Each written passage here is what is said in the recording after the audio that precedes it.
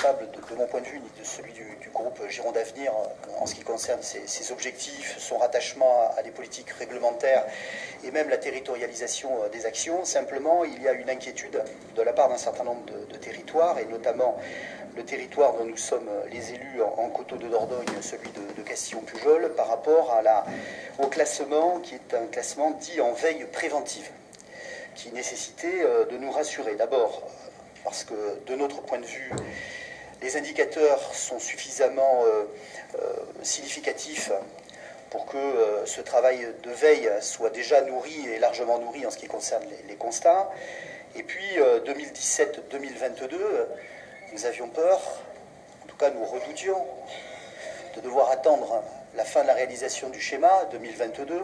C'est une date qui nous paraît lointaine, eu égard à l'urgence des situations que nous connaissons.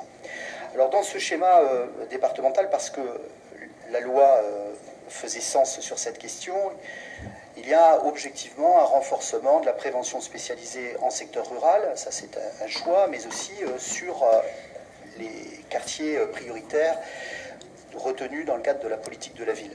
J'ai eu l'occasion déjà d'intervenir sur cette question, je vais redire ce que j'ai déjà dit.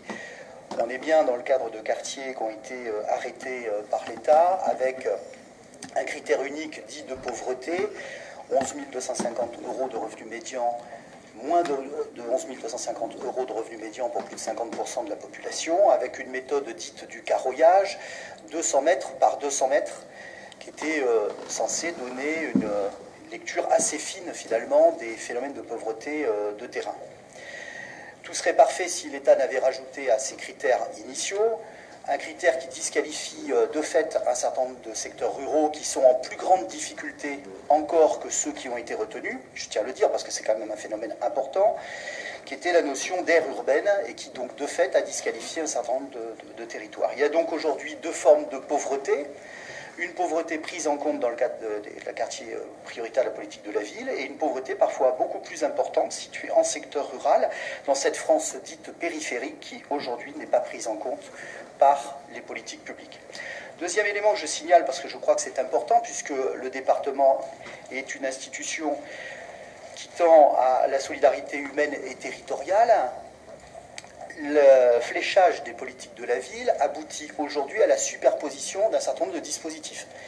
C'est-à-dire que mécaniquement, aujourd'hui, à chaque fois qu'on rajoute des couches d'action publique, on les rajoute sur les critères qui ont été fixés initialement, dont j'ai dit qu'ils étaient contestables. Donc il y a un effet encore plus important d'accroissement qui, de mon point de vue, est un accroissement d'inégalité territoriale entre les quartiers qui ont été retenus et ceux qui ne le sont pas. Moi, je n'ai jamais évidemment demandé qu'on retire ou qu'on déclasse les quartiers qui ont été classés. Je considère qu'ils ont vocation à y être, mais simplement je conteste la nature de ce classement initial qui, de fait, exclut des territoires comme les nôtres de ces politiques.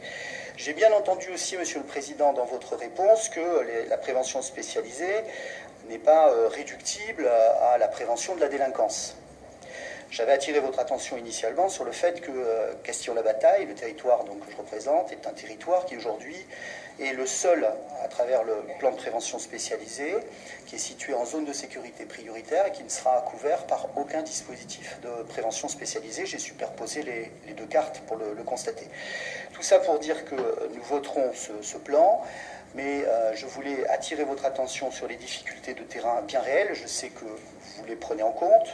Nous travaillons sur d'autres dossiers à la mise en place notamment d'une maison de service au public qui pourra peut-être préfigurer d'un cadre d'action collectif qui nous permettra de mettre en place d'autres dispositifs. Mais je tenais à attirer votre attention sur ces difficultés locales et vous dire à quel point, de mon point de vue, mais pas simplement du mien, de l'ensemble des acteurs de terrain, y compris d'un certain nombre de travailleurs sociaux, il est nécessaire que nous puissions ensemble travailler à l'élaboration de dispositifs qui, je le conçois, ne doivent pas avoir un effet inflationniste sur nos dépenses, mais qui me semblent justifiés sur ce territoire particulier. Je vous remercie.